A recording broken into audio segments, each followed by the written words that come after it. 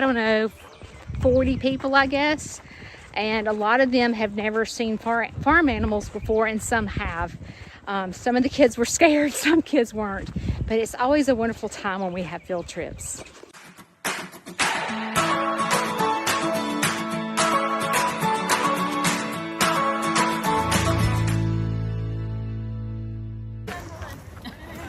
Say cheese. Oh, yeah. You're going to make the noise. What does the rooster say? Cock-a-doodle-doo. All right, Simon says stop. Simon says act like a pig. Hey, you're doing good. That's what Shishi does. All right. Ready?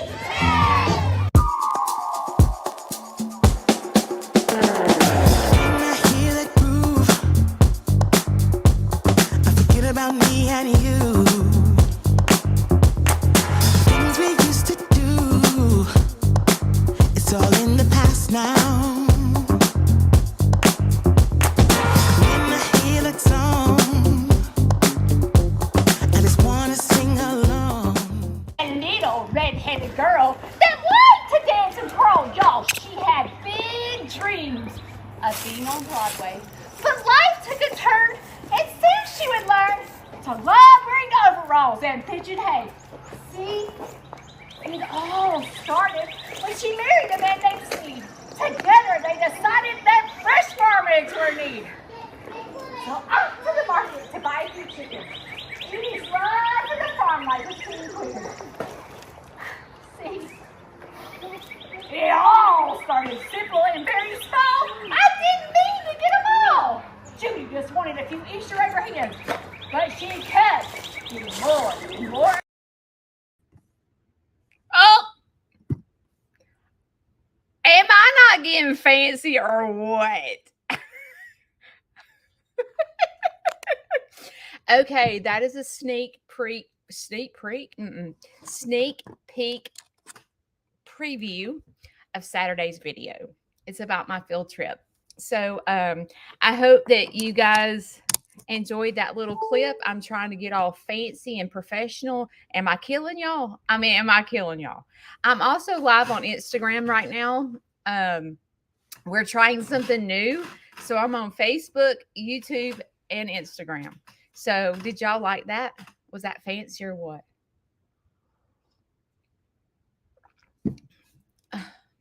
Hang on, my computer's about to die. I'm having some, there we go. Okay. Am I killing it or what, Cindy? Really? Okay. It is tornado weather in Alabama. It is, as a matter of fact, right when I signed on, it went boom, lightning just struck, and it was like so loud. We have terrible weather, and I have on my little rain suit. Isn't this cute? She made me a little Ruger. It's a little rain suit. It keeps me dry.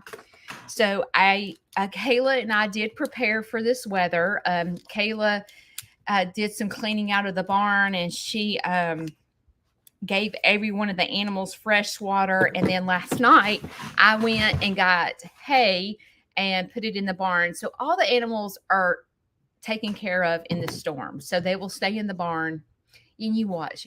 Tell me what you think. Do you not think that Dee Dee will probably spit out that baby calf this morning in this weather? Oh, you know how animals are. And they're so funny. So I'm the type of person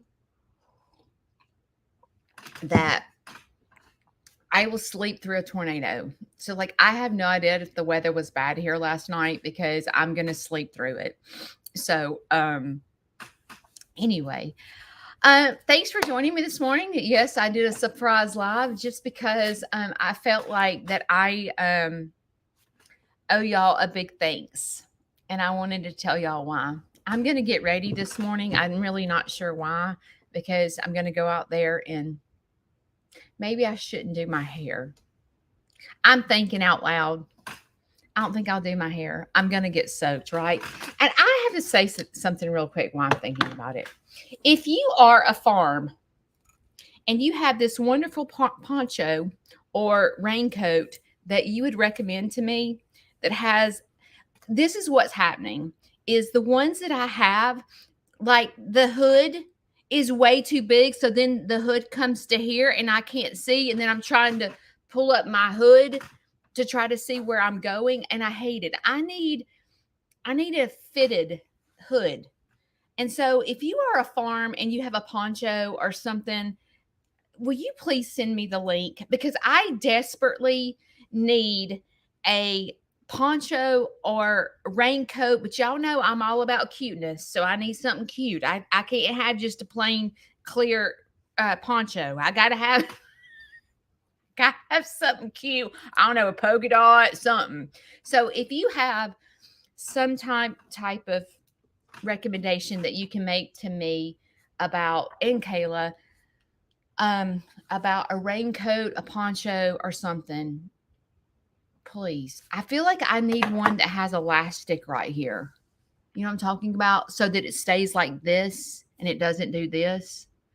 I need one that like almost is like fitted to your head and you feel like a goofy person wearing it. That's what I feel like I need. Because these, when you're a farm person, you need your eyes. But it's almost like I need a little hood. So, because I wear glasses, and so when rain gets on my glasses, I'm like, trying to use the windshield wipers to see. So, please private message me a link that you would recommend for a poncho, because as well as because you follow not just me as a farm, but you follow other farms, and we still have to do farm chores in a tornado, an ice storm. Like you still have to go out and let animals out and feed them and so forth. Now I was proactive and I made sure everybody had water last night and that the feeders were filled up. So all I have to do is run out there, open the coops, but I'm going to leave them in the run. So they should be good. And the big animals I don't have to let out. So anyway, if you can make that recommendation to me, that would be fantastic. Okay, why do I need to say thank y'all to y'all? I could sit here for hours and tell you why I need to tell you thank you.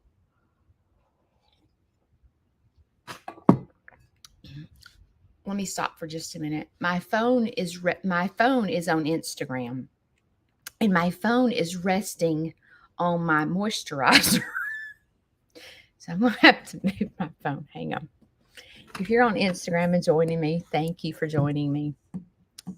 This is the first time I've ever gone live on Instagram. I'm not really I haven't been an Instagram person just because it's all I can do to keep up with Facebook and YouTube. So if you're on Instagram and you don't follow me on Facebook and YouTube, please do. Okay. So the reason I need to tell y'all thank you is multiple reasons, but let me start with this.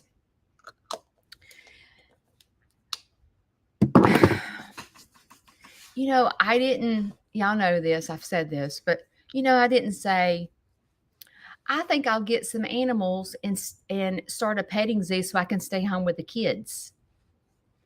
Or I didn't say, I think I'll get farm animals. Like, I think I want farm animals. Like, that was never said. I never even thought of that. That was never even in the equation of my brain. So, I speak about my faith, and I speak about how I truly believe that my farm was not started by me. I feel like that my farm, God had a mission in my farm. I just didn't know. I just didn't know how all this was going to unravel. So as time goes on, I'm learning what I'm supposed to be doing because I really don't know. I have a lot of new followers and they don't know my story unless they've gone back and watched old videos. Diane is getting bad. So Diane, Anyway, I keep forgetting to go get makeup, and Diane reminds me. She's my brain. But anyway, I if you're following me and you've just joined my live and you don't know who I am, just to let you know, I have a petting zoo, and I lived in the city my whole life and dreamt of living in the middle of New York or the city. I never wanted to live in the country. And here I am living in the country with farm animals. And it's a story. If you haven't heard it, I'm not going to go through my whole story, but you can watch later videos. There's a story on my YouTube channel that tells you the whole story of how it got started. But I'm not going to go there today. But it seems like I head towards one direction of what I'm supposed to be doing, and then God turns me in another direction. And I'm trying to figure out, like, what am I? Y'all know I'm all over the map. Like, I am. I am just I feel like God is using me in every situation possible. Like, he's using me on social media. He's using me in the school system. He's using me in the libraries. He's using me, like, he's using me all over. I have spoke to, I've spoke to a big audience about my testimony, and like, God is just opening so many doors for me. And I'm like, what am I supposed to be doing? Because I feel like I'm all over the map. But maybe that's where I'm supposed to be, all over the map, because it seems like I function good when I'm all over the map. Because I personally do better with distraction. Y'all know that I wake up and I want to get on the struggle bus every single day. Every single day I wake up and go, I cannot do this. What am I going to do? Like, I cannot even tell you, like, even with field trips, we had a field trip this week, Wednesday, I think it was. Yeah, Wednesday. And I looked at Kayla that morning. I said, I'm having anxiety. My anxiety is through the roof. I don't know if I can do this. I don't remember if I even remember how to read the book. Like, it was just coming on me like crazy, because that's what happens is, sometimes you see me and you think, oh God, there's no way, Judy, when you see my video and I'm up there dancing with the kids, I'm so in my comfort zone. So you would never look at me and go, how did she get to where she's dancing in front of these kids? And the answer was, like, an hour prior to me dancing with those kids, I had anxiety like you cannot even imagine. I was like, I don't know if I can do this. I feel like I'm not good at it. I don't know. What if my animals don't, what if Dee Dee's out there having a baby and Dexter decides to be mean? And what am I going to do if I can't bring the kids out to the big animals? Are they going to have a bad time? Oh my gosh, the parents are going to think that they've wasted their money on my farm. All those things and those thoughts hit me every single time I have a field trip. Every single time. And I force myself. You know how sometimes when you have anxiety, you can't force yourself, like, say you're having anxiety to get out of the house and you're like, I just can't force myself out of the house. Like, with me, I have to force myself because they're coming in the driveway because they've booked this field trip. So, like, I have no choice but to push myself through it. But once I get in my zone and the music starts playing and I start dancing, it's like anxiety leaves me. I don't know if y'all saw, but when you watch the video on Saturday, because that video that I just posted will be on YouTube Saturday morning, I want you to look at the little boy in the orange shirt. He's probably 5 years old. That dude is cutting a rug when and it's so hard with YouTube because I can't play the music that Kayla and I play when we dance with the kids. And it's hard for y'all to get the whole picture of what's going on because, the song is, it takes two to make a thing go right, an old song. And so Kayla and I are like, when it goes, it takes two to make a thing go right. How many? And they're screaming at the top of their lungs too. And when you're in the moment and there's 100 kids out there and they're screaming at the top of their lungs too, you cannot even imagine what it's like for Kayla and I to be there and watch these kids get out of their comfort zone and dance. And I told you, but in the beginning, when I first started dancing with the kids, I would say my dream was to live in the middle of the New York, and I wanted to dance on Broadway. Will y'all help me come make this reality and dance with me? And they're all like, I am not dancing. Like, they're scared of what their friends are going to think. They're scared they can't dance. They're scared they're out of rhythm. They're scared people are going to look at them and make fun of them. But see, when I play Simon Says with them and tell them to act like a chicken or act like a donkey or whatever, and I make them freeze and they don't know they're about to dance, and I play that song, some of them will just stand there. But most of them, by the end of the song, they're at least going like, moving. I mean, because when the song's playing and everyone's screaming too, like, how many? Like, it is like, I wish that y'all could be on the sidelines just watching it. But I can't play the song on YouTube and Facebook because I'll get violations. One day I'm just going to do it. But then they shut me down. So like, it's hard. But I wish that every one of y'all could come to my field trip and stand in the back and watch what happens with these kids. And the best way I can do is I have to put it to other music, and it's hard for you to get the whole of what's going on in my field trip, but it is so amazing. But if you can imagine just for a second, because when you see my video, you're like, oh, Kayla and Judy are having so much fun, blah, blah, blah, blah. But you don't see what was happening to me an hour before the video. And sometimes I feel like showing you in a YouTube video what happens to me when I get up. But see, I am such an actor that I don't know if I can truly show you what's happening to me because it's embarrassing. And when you have anxiety, to me, when people point out my anxiety or people point out when people point out my depression, it doesn't embarrass me because people understand depression. But a panic attack and anxiety, people don't quite, they think they understand anxiety, but to truly have anxiety and feel like you can't breathe and like, oh my God, like your stomach, you feel like you're fixing to have to go to the bathroom and all those things. People think you're almost crazy when you get to that point. And so it's hard for me to explain, but I wish that you could see the whole big picture because the anxiety starts the night before. I lay in the bed and go, oh my gosh, I have a field trip. There's 100 kids coming. What if my help does not show up? What am I going to do? What if Dexter is off his chain? What if someone, I mean, it's just like, shh. And then I don't sleep.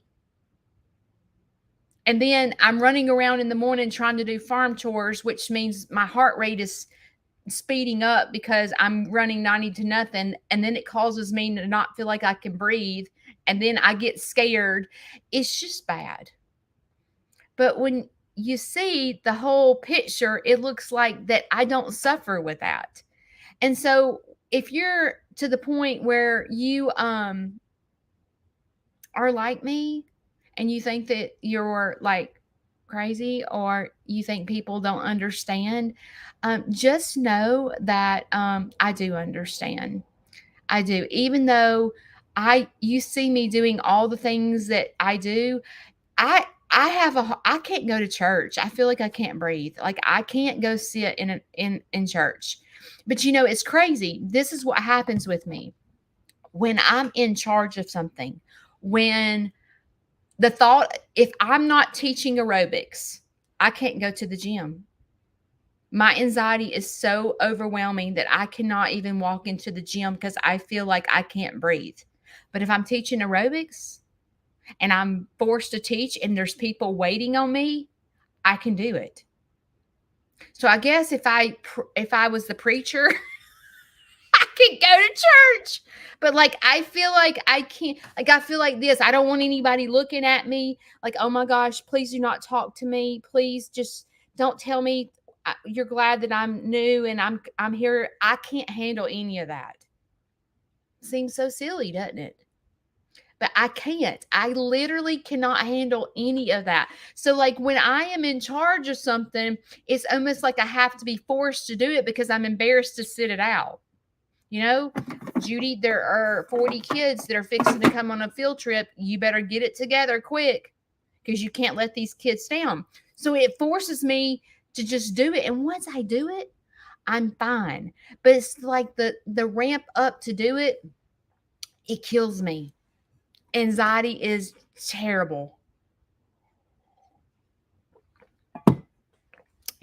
Anyway, I want to tell you thank you because as I'm trying to navigate what I'm supposed to be doing with Sneed's Farmhouse, I tell you, I'm all over the place. I really am trying to figure out what God is wanting me to do because my desire, this is what I desire. And maybe this is crazy and maybe this will never happen. But my desire is to be free completely. Like, I desire my tours to be free, my everything for people that can't afford a birthday party to be free. But what happens is people take advantage of that. So I'm trying to figure out how to do all this. But my desire is to make all my money from social media so that my farm can be completely free. But right now, I have a feed bill and I have vet bills and all this, and I don't make enough money on social media to be able to just say, I'm free. But in my brain, I'm trying to process this because if I say I'm free, everybody in America is coming to my farm and I will not slow down. So I'm trying to figure all this out. But I wanted to be, my goal was to be open to the public on the weekends. And I charge for them to come because it's almost like that's my fundraiser to be able to do what I'm doing. And so this is the first year that I've made enough money off social media where I can be completely free to group homes, to sober living facilities, to domestic violence shelters and things like that. That is where my heart is to be catering to those people. Y'all know sober living facilities are dear to my heart. Like, I so want to be a resource to them. I do love group homes. Don't get me wrong. Group homes mean the world to me.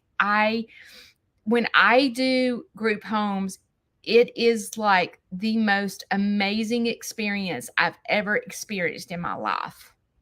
Seeing I told you about the teenagers that were under addiction or going through rehab, and they came here and they were acting like 9-year-olds and they forgot that they were addicts. It was amazing. It was absolutely amazing to see God work in their lives. Even if it was for 2 hours for them to forget that they struggle with addiction. The looks on their face, that they were wanting to take selfies to send to their parents. It was amazing. That is my desire. That's what I have a burning desire to do, and it's happening because of y'all. And let me explain what I'm talking about. Is obviously I'm a nonprofit. So all the money that goes into my farm, that I make, that comes into my farm, goes back into my farm. Well, when you're a nonprofit and you're starting out, you're drowning. You're upside down. So bad. I started this in 2020. It's 2024. I've been doing this for 4 years, and I'm just now able to really do everything for free because donations are coming in. and I'm making money on social media. So that is paying for my feed, for my vet bills, and the my fence and stuff like that. That is starting to pay for that. In 4 years, I'm just now getting to the point of seeing a goal of me being free to all these people. This I have had, I think it's, well, the group home comes every single Wednesday, that one group home. But I have started getting more group homes. I've gotten group homes out of Muscle Shoals. I've gotten group homes out of Birmingham. I've gotten group homes from Coleman, from Moulton, from Shelby County. They're starting to come to my farm, and I'm able to do everything for free because of y'all. Because my social media is growing leaps and bounds. It is growing so fast, it's hard for me to even go. Like, I just said on Facebook, I said, thank you. I have 36,000 followers. And now I'm like at 36,500 in like 2 days or 3 days. It's growing leaps and bounds, and it's because of you. It's not me. It's because you are commenting and joining me live, and you're sharing your Aunt Judy with people, and it's you. Because all the money that's coming in and all the donations that y'all have made to my farm, so many people have been making donations, and it is helping me have these dreams that I'm able to just be completely free. And I just can't believe I'm at that point after 4 years. I can't believe it, because God is amazing. And I just want to say thank you. And that's why I wanted to come surprise live on here this morning, because yesterday I got 2 group homes that called me. And you know how wonderful? They were like, we would like to do a field trip at your farm. There's 28 of us. And I'm like, okay. They're like, how much do you charge? I'm like, nothing. They're like, nothing? I'm a nonprofit. I make my money off social media to be able to run my farm now. And they're like, you're free? I'm like, I'm absolutely free to y'all. It makes me go, thank you, backup dancers. Thank you.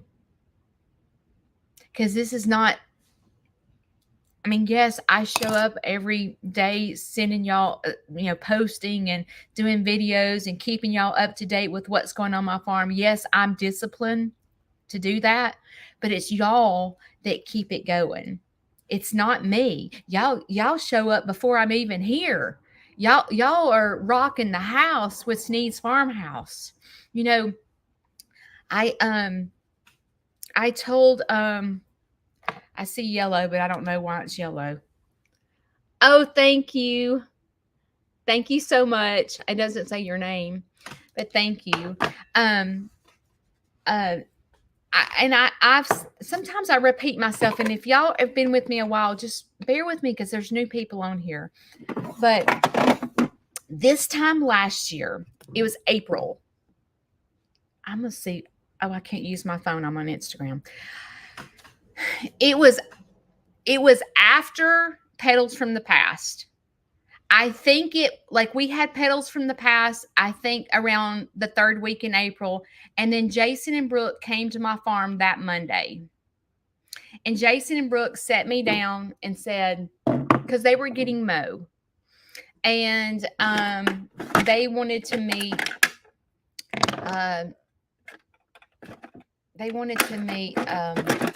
Kalmbach. And I already had a really close relationship with Kalmbach.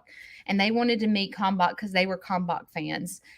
And so they came and they were like, Judy, what are your goals?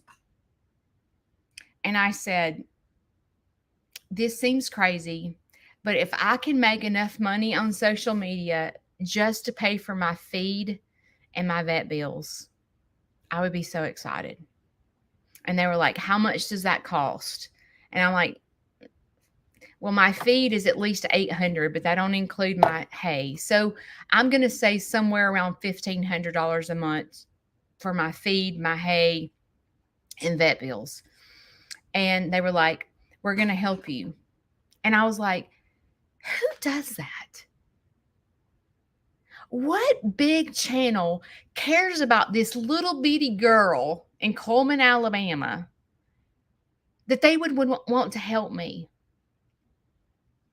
And I'm going to tell you, a lot of these big channels are not like Jason and Brooke. They're not. They're not giving. They are all about themselves. And Jason and Brooke, I'm going to cry talking about it. But Jason and Brooke came to my farm and was like, we're going to help you. We're going to help you grow. And I'm like, and I already had a pretty big following on Facebook. So they had already seen my hard work in Facebook, that I had already gotten a following. But YouTube happened because of Jason and Brooke. So when next time they go live, tell them thank you. Tell them thank you. Because there's not very many big channels. I'm sorry, I'm crying. There's not very many big channels that would care enough about this little bitty girl in Coleman. And I didn't want to start YouTube. I didn't even know how to start YouTube. I had no clue. If it wasn't for Jacqueline from Head Family Farm and Jason and Brooke, I wouldn't know what I was doing. They gave me the basics and I ran with it. And I really feel like that it is Jason and Brooke, because, overnight I went from having like 1,000 subscribers on YouTube to 1,300 overnight. And I'm going to tell you something, that was hard. Because that don't happen to most people. But Jason and Brooke have such a big following that their followers listen to them to say, hey, go follow Sneed's farmhouse sanctuary. Go follow her. And they come and film my farm, and you guys followed. And majority of y'all came from Jason and Brooke. And I'm just so thankful. Like, I can never repay Jason and Brooke enough in my life. They changed my life. They really did. And I really feel like God put them right in front of me because this was his plan. And he knew Jason and Brooke could help me grow to reach more people. And it has just been amazing. Hang on.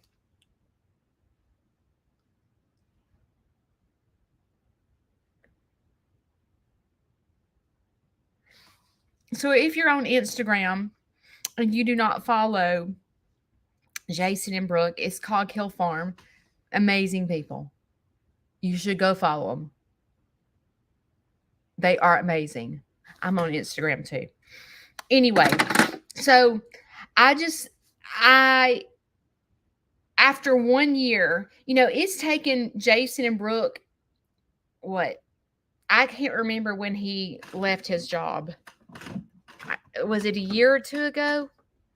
So basically, if you think about it, it's taken Jason and Brooke years to get where I am today. And it only took me, it didn't even take me a year. It was overnight. Like Jason and Brooke, it took, I don't know. I would love to sit down and go, Jason, how long did it take you to get 13,000 subscribers? And he's probably going to tell me several years. And it was me overnight. It was me overnight that got that many. And that is how God works. And everything that I dream and desire is coming true. And I hope to bring y'all the wonderful video footage of these group homes that come. Sometimes they won't let me video. It just depends on like the parents and if I can video. I try to video all the time, but not everybody wants to be on social media. So I have to be careful with that. But I got bags under my eyes now from crying. But I hope to continue to bring you wonderful footage of Kayla and I. And everything you see on the video is real. Like, Kayla, what I can't wait for y'all to see Saturday's video of what it's like to have a complete field trip. And I didn't put a lot of music with it.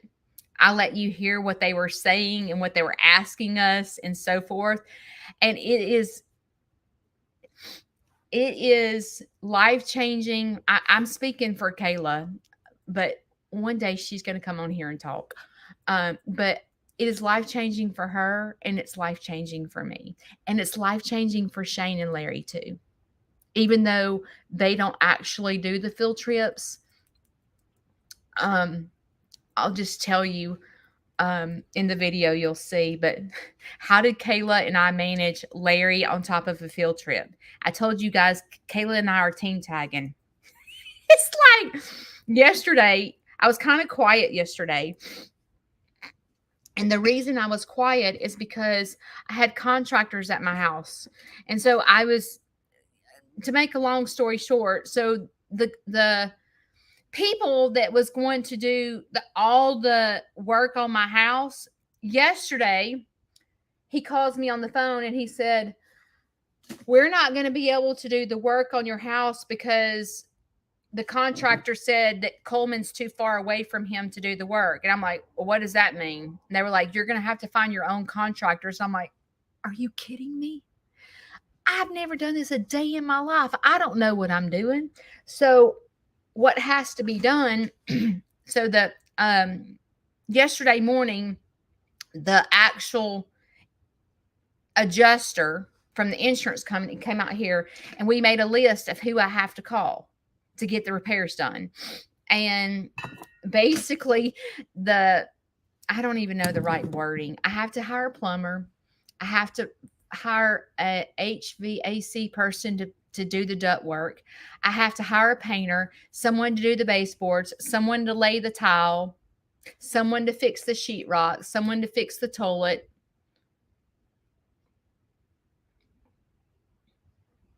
Anyway, so I didn't even know where to begin. And then the adjuster's like, and Shane is at work. Shane can't be meeting contractors. It's me. And when the air conditioning guy came out here yesterday, he's saying all this stuff and it's going right over my head. I have no idea what he's talking about. I'm just sitting there like a deer in headlight going, okay.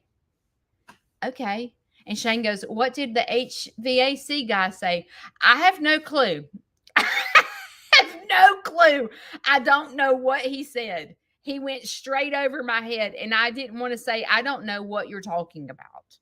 But he just went straight over my head. And I just said, send me an estimate, because I have to send the estimates to the insurance company adjuster to get approval. So today I have a contractor coming out to give me an estimate for him to do everything. So we'll see how that works out. So yesterday, I'm inside with the contractors. Kayla's got Larry at the farm trying to get him to help with farm chores. And then she's got him. I just snotted on myself. Sorry.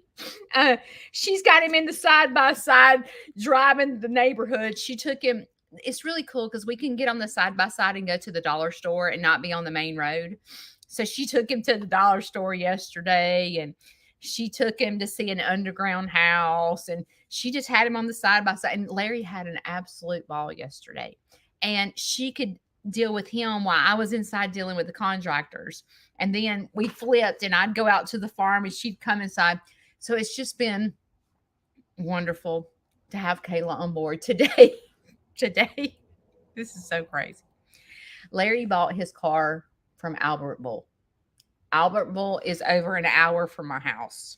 That's where he purchased the car. And he thinks in his brain that he has to go to Albertville to get his oil changed because that's where he bought his car. You cannot convince him that he can go to any oil changing place. He has to go to Albertville to get his oil changed. And you get in life where you're just like, because at first I was trying to make him understand that he can go to Express Oil Change to get his oil changed, or he can go to the Jeep dealership and get his oil changed. Like, he don't have to go to Albertville. We could stay right here in Coleman, but you can't convince him of that. So you get to the point where you're just like, I guess we're driving to Albertville. I guess we're going to drive an hour one way to go get our oil changed, because I can't convince him that he can get it changed down the street. So it's a way for, I think, too, it's a way for him to get out of the house. So today, in the storm, Kayla is taking Larry to Albertville to get his oil changed. While I stay here and meet with the contractors to get my house fixed. So that's what she's doing today. So, and he was the cutest thing ever. He said, "Do you think Kayla likes me?" I said, "What do you mean?" He goes, "Well, do you think she's happy taking care of me?" I said, "I think so." And he was like, "I really like Kayla. I hope she stays with me." And I'm like, "I think she is. I don't think she's going to leave. I think she's good." He's worried Kayla's going to leave him. It's really cute, though. I will tell you, since Kayla started taking care of him, that it's been so much easier on me. I have a lot of less stress on me being a caregiver, because he listens to what Kayla says. If Kayla tells him that he needs to wear his pull-ups or whatever they're called, depends, he's putting them on. If Kayla tells him that he needs to wear his oxygen, he's putting it on. If I tell him to put on his oxygen, he is going into an anxiety attack. So I'm very thankful that there's someone other than me. I can be his daughter and Kayla can be his caregiver. It is working out really good. And I want you to know that that precious girl brings him breakfast every morning. And he thinks he loves his bologna biscuit. And she's bringing him a bologna, egg, and cheese biscuit. And he thinks he has died and gone to heaven. And I want you to know that when the nurse came here yesterday, he's lost more weight. I don't know how he's losing weight because he's eating. But he eats breakfast because he told the nurse that his biscuit was this big that Kayla brings him. I don't think it's that big. Now, I haven't personally seen the biscuit, but I know the biscuit she brought me was about that big. But to him, the biscuit is this big. So, he doesn't eat the rest of the day because Kayla brings him the most biggest biscuit he's ever seen in his life. And he's not hungry no more, so he won't eat. But anyway, it's cute. It's cute. But I just wanted to come on here and basically just say thank you. I know that I have big dreams of having 50 acres one day, and I do. And if God chooses to bless me with 50 acres one day, he does. But if he doesn't, I'm happy right where I'm at. But it doesn't hurt to dream, right? Like, it doesn't hurt to dream. But I'm just so thankful that I am to the point where I can reach out to these group homes and tell them who I am and what I do. And, even like some that have one arm or one leg, I can let them meet Quacky Jackie, my duck that has one leg. And,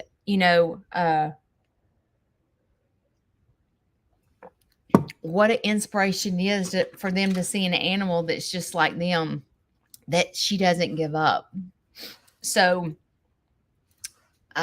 I do plan. I have never marketed. I've never just called group homes or schools or sober living facilities. I've never just called any of them to tell them who I am.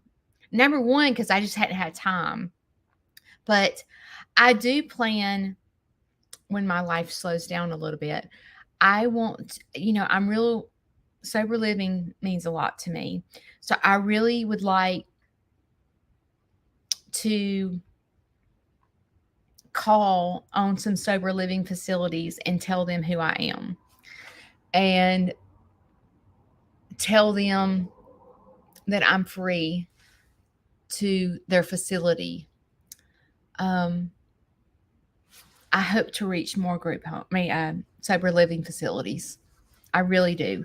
Um, I guess in my head, not that I can save them because I can't, but I feel like in my head, my whole life, I have dealt with addiction in my family. And I told you I wear many hats in addiction, from my parent to I'm just going to, I wear many hats in addiction. And I have dealt in every angle of being someone that doesn't fight addiction.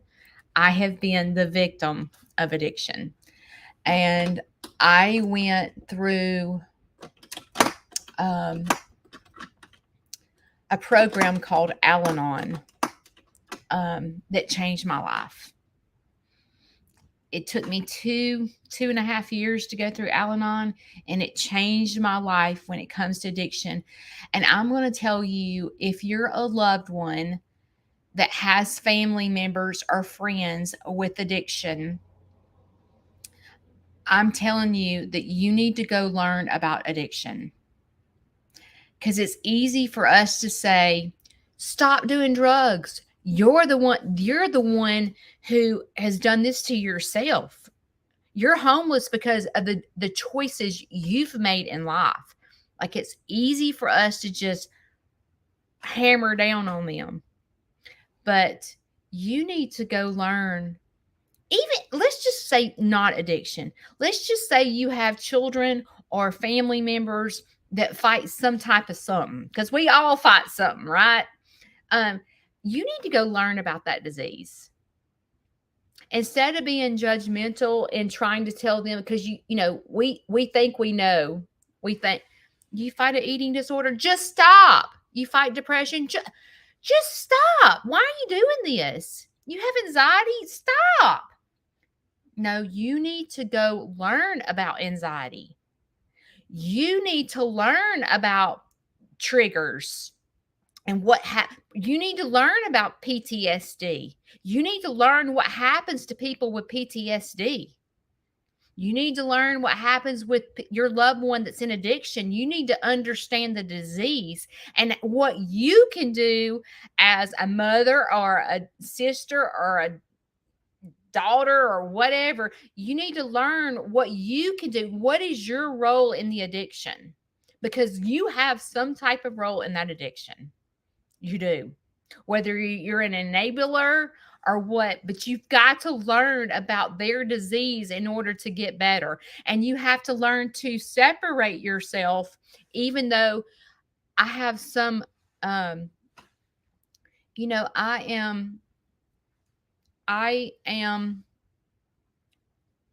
can be a sponsor now because I've been through the program, and I've had sometimes mothers call me and they're like, listen, if I kick my son out of the house, will it stop his addiction?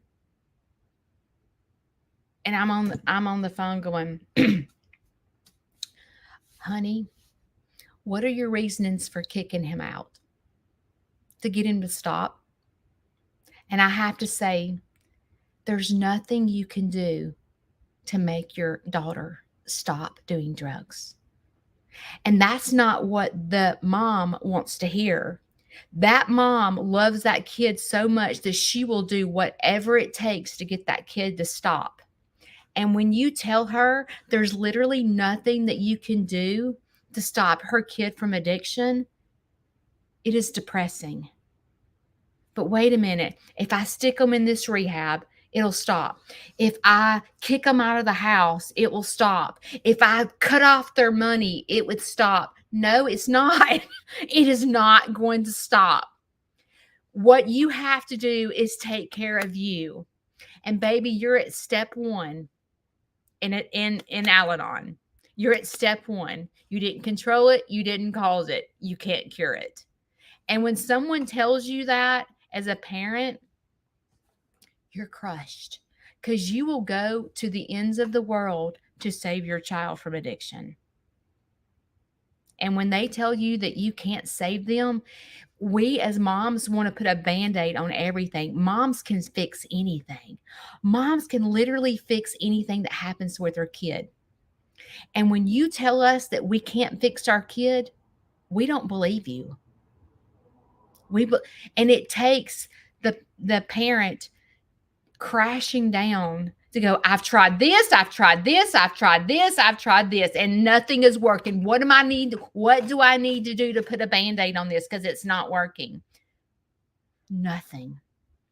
All you can do is take care of yourself. And when you tell a parent that, some moms never call me back. You know why? Because they're not at rock bottom. Because as a loved one, you have to be at rock bottom too.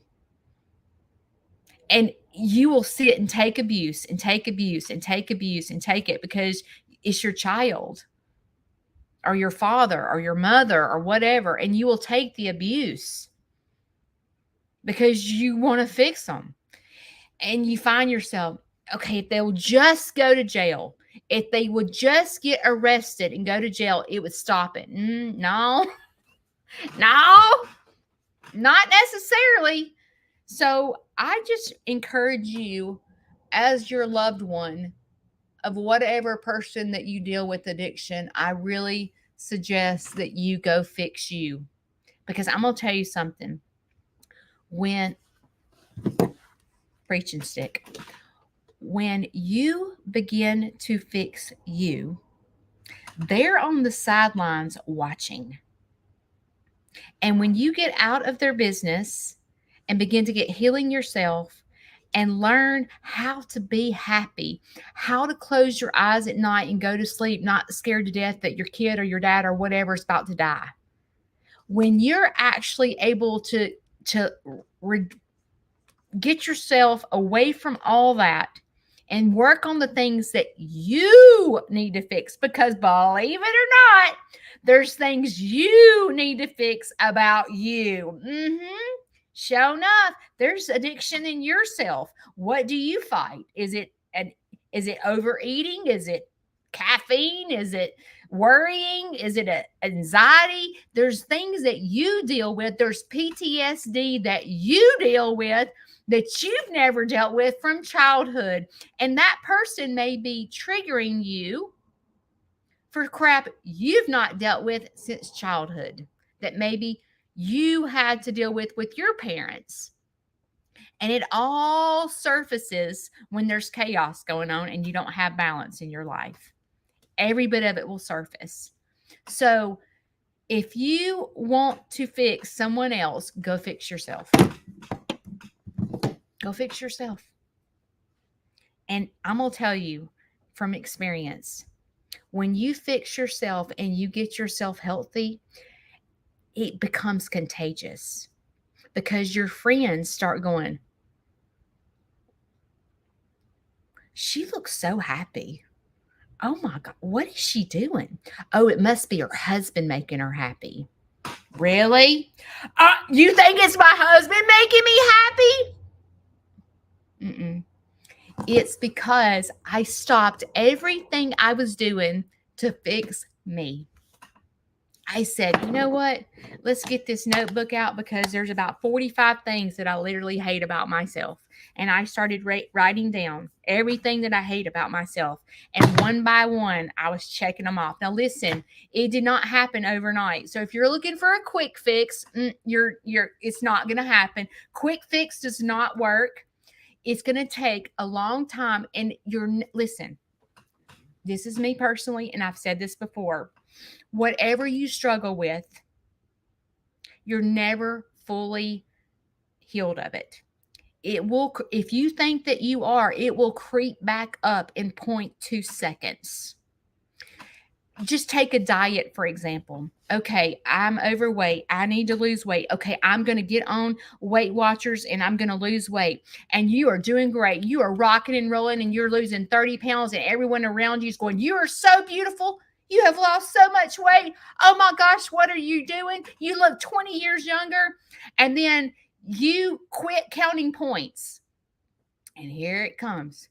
Here it comes. It's creeping back up. You know why? Because a diet has to be a lifestyle change. It's not a temporary fix. And when we temporarily fix it, it doesn't get fixed. You might lose 30 pounds, but it's going to creep right back up. Why? Because it's something you have to work out every single day. It does not go away. Our desire to overeat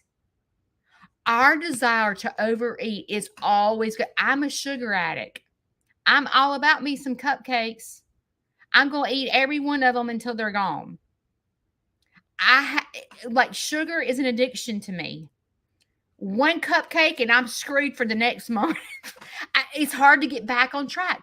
When you think about it for just a minute, if you're like me and are a sugar addict, one slip up, one cupcake, like one birthday party, and you're staying at the birthday party, okay?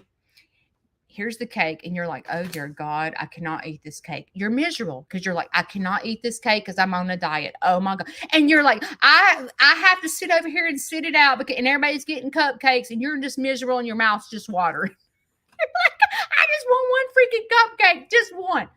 And then you break down and you eat one cupcake. And it's like doing a drug. One slip up will take you to outer space. And then the next thing you know, you're up sneaking a lick of this icing. Just want a lick of icing. Just one lick. And then all you can do is you're laying in the bed at night or you're walking outside and you're like, all I can think about is these stupid cupcakes that are in the daggum kitchen. That's all I can think about. I'm just going to, and then you go eat, okay, I'll just eat one a day. And then you find yourself, you're right back to where you started from because you ate one cupcake because that sugar is an addiction. I know. I do it. I'm just like everyone else. It is an addiction. And then once you get that sugar in your body again, what happens? You get all jacked up mentally because then you're beating yourself up and depressed. Well, God, I just ate 45 cupcakes and I'm fat. I've gained 10 pounds because I couldn't control myself. Because I know personally, when it comes to sugar, I have zero control. If I could just eat one cupcake and never think about the other cupcakes in the kitchen, it would be one thing. But it absolutely consumes me. It consumes me. So, knowing that about myself, it makes me be more mindful of the people that fight other addictions. Because I fight addiction myself with eating. I'm a yo-yoer. I'm a yo-yo dieter. Skinny fat, skinny fat, skinny fat, skinny fat. I can't seem to go like this. But do you beat yourself up and go, okay, well, gained all the weight back, worked so hard to get it off, and here it is again. You got to work on balance. You got to work on self-control. Does it mean you never can have a cupcake? No, you got to work on not getting it out of control. You got to work on balance. When things start, when I tell you there's 4 things that keep you balanced. What are they? Y'all know me. Physical health, spiritual health, mental health, and emotional health. And if one of those get off balance, if you start stopping your spiritual growth, this is what happens. You're in balance. Your spiritual growth goes down. You're not spending time with God or meditating or whatever you serve. And then you're like this. And then your life is upside down. And then your physical health starts going down. Your emotional, you're all over the map mentally. You're snapping at your kids. You're snapping at your husband because you're miserable with yourself. But when you find yourself working on yourself mentally, physically, spiritually, and emotionally every single day, yes, every single day for the rest of your life. Yes, ma'am. If you're on Weight Watchers and you use it, yes, ma'am, you're going to have to count points for the rest of your life. Yes, ma'am. Yes, ma'am. Because in order to keep balance, that's what you have to do. You have to wake up every day and renew yourself. Every single, it doesn't go away. Addiction of whatever you're addicted to never goes. Now, I do believe that God gives you the strength when you rely on Him and you pull your strength from Him. I believe that He gives you the strength to overcome the addiction, but the addiction is always present in your mind. It never goes away. Once an addict, always an addict. You can ask anybody that has been in recovery, no matter what the addiction was: eating disorder, drugs, alcohol, pornography, whatever that sinful thing that you're addicted to, it's always present. And the second you think that you're completely recovered is the moment you get yourself in trouble. The moment you stop working at your addiction is the moment you will find yourself slip right back into addiction. The moment you think you're healed, or you have a big head and think that you're over it. You're not. You'll end up right back where you were. It's something that you have to care about yourself so much that you work at it every single day. And I'm going to tell you, if you think that you can do it yourself, you're fooling yourself. Because if you could do it yourself, you would have already done it. There is help for every type of addiction there is.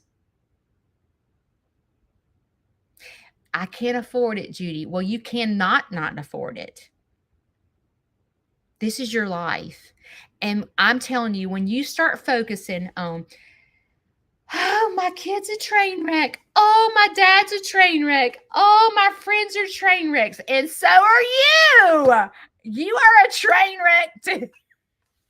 I'm sorry, but you are. You're a train wreck too. So instead of saying, oh, my kids are train wrecks, fix you.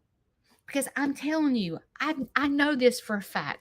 When you start fixing you and you get your focus off everyone else that's a train wreck, and you fix your own train wreck, those people that are important in your life begin to start noticing.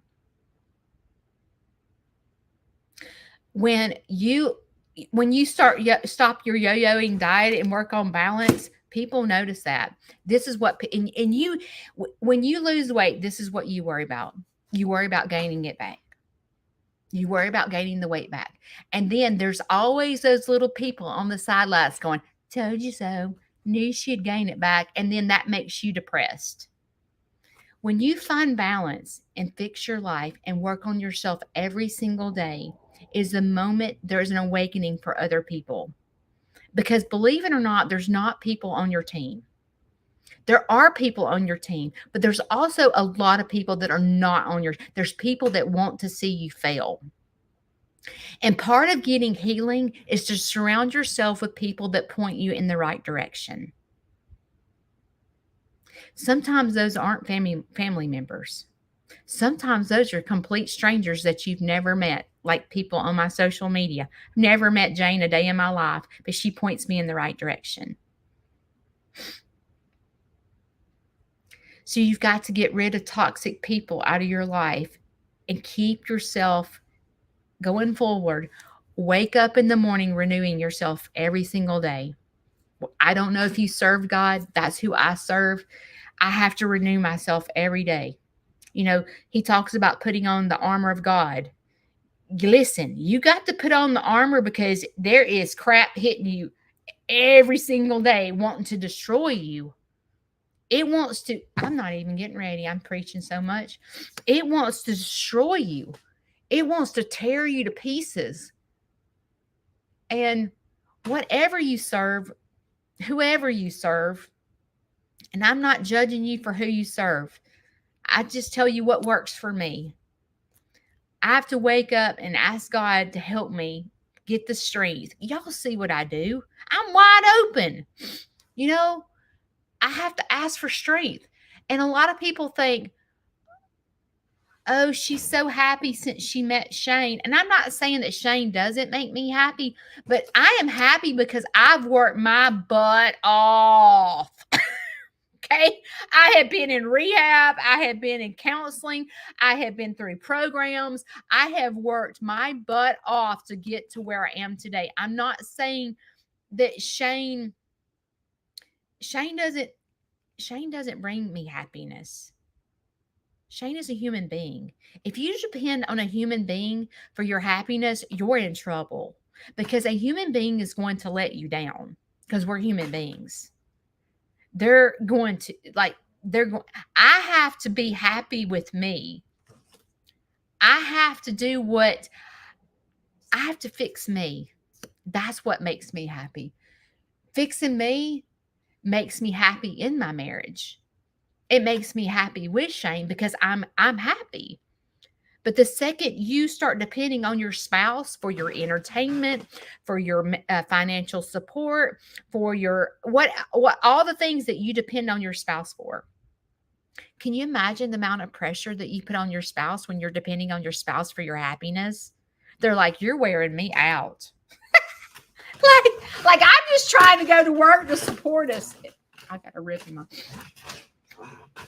I mean, I'm just trying to go to work to support us, and then you're depending on me for all your happiness. Like, I can't do it. I'm worn out myself. You got to depend on yourself. You got to pull your strength from somewhere because you're not strong enough because you're a human being. Whoa, I got on a tangent today, didn't I? I got on a tangent today. We went to church this morning. I'm fixing to pass around the offering plate. We're going to we need to even have communion with this one. I don't know how I got on that tangent. Maybe I was supposed to. I don't know. But if you know a sober living facility that is close to me, please give them my name and number. You know, I might not be able to help my family members that fight addiction, but maybe I can help yours. Maybe you can help mine, you know. Sometimes getting a unfamiliar face in front of someone, and not that I'm going to go to preaching to them. I'm not. I'm just going to show them a good time and show them what it feels like to be sober. Like getting them in my farm, taking pictures with the animals, getting in my creek, catching crawdads and all the stuff that we do at my farm. I just want to show them a good time and show them what it feels like to be sober.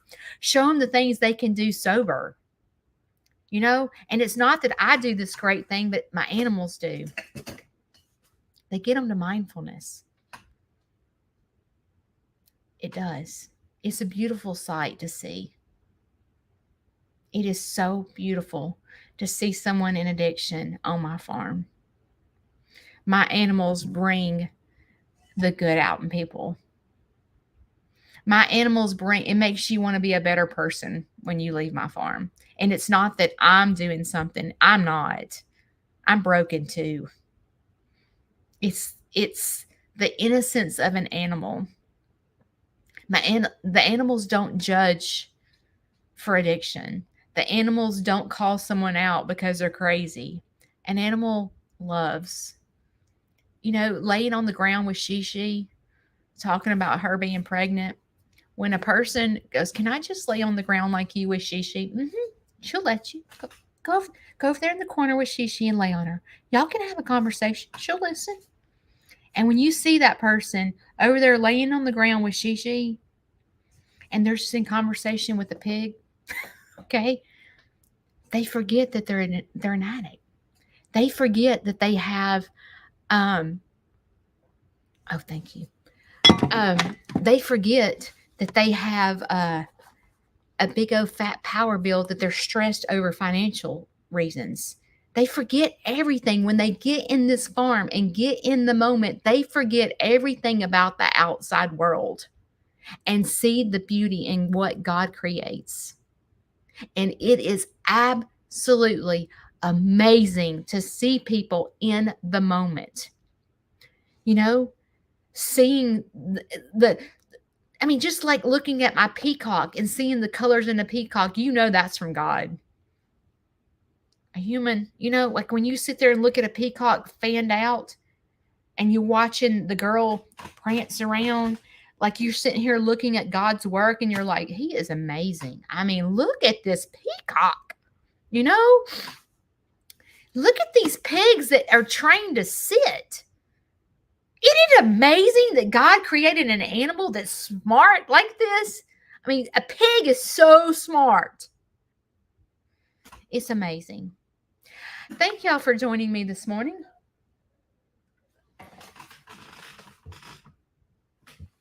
Okay, it's only sprinkling right now, so I'm going to run out and wished I had my poncho, but I don't.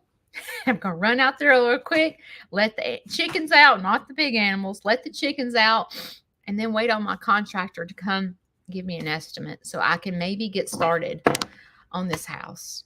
The fans are gone out of my house. Thank goodness. It's not loud in my house. And they capped off the bathroom where it flooded and the laundry room where it flooded so that I can turn my heat and air on, because I haven't had heat and air in a week. So I'm able to do that, which is good.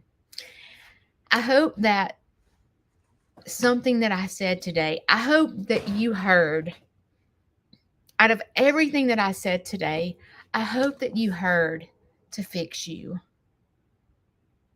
That's what I hope you heard.